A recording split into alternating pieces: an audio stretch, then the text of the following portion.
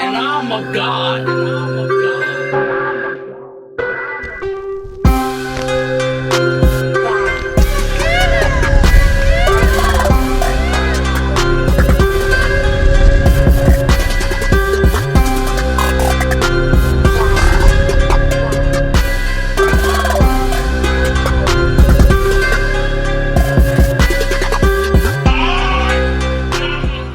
YOTANWA the GOAT.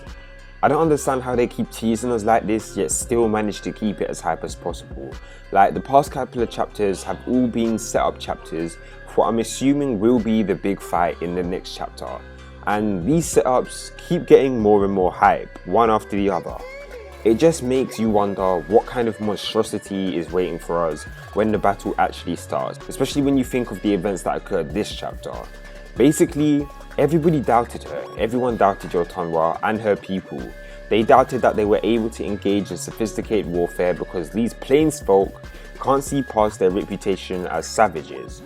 But YOTANWA ain't stupid. She's gonna show the whole of the Queen army what these people are truly capable of. I mean, just look at how much fear they struck into everybody's hearts just by chanting. Like, they literally shook the grounds with their voices. Imagine what kind of effect that would have on the human body.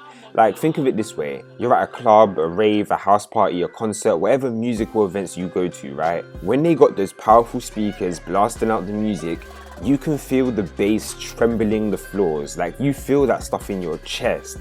It fucks with your system. So imagine that on the battlefield, but the source of all of that is coming from your enemy. That will strike fear into any soldier, especially the ones who just came from inside the walls. Like, they're not ready for this fight and they're dealing with monsters right now. Even Shin, Ten and Moten were jumping out of their skin. And Shin usually smiles in these types of situations, but he was shitting himself.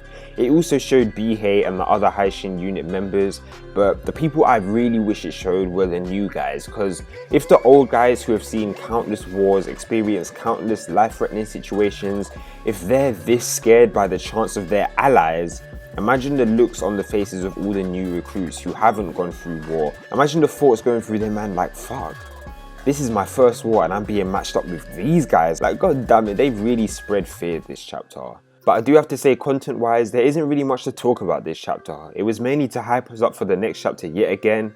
It was used to set up YOTANWA's position in the upcoming battle and to show how ferocious she will actually be. But there are a few things that were mentioned that I do need to ask about because I don't know if it's just me misunderstanding it or not. But has YOTANWA already united all of the Mountain Tribe people? Because I assume that she still had quite a way to go, but Baijo this chapter said something like, through this one woman, the fragmented mountain realms have been united. I mean, that could be him just talking about, let's say, the 50% that she has already managed to overtake, but he could also be referring to everyone as a whole, so please let me know in the comments. Also, they mentioned these legendary mountain clans who have centuries worth of history and experience with warfare. So they do have some assets that are definitely accustomed to this type of battlefield. Not only that, but it just shows how great YOTANWA actually is. For her to be able to defeat and unite such legendary clans with such knowledge of warfare, it must mean she's on a whole nother level.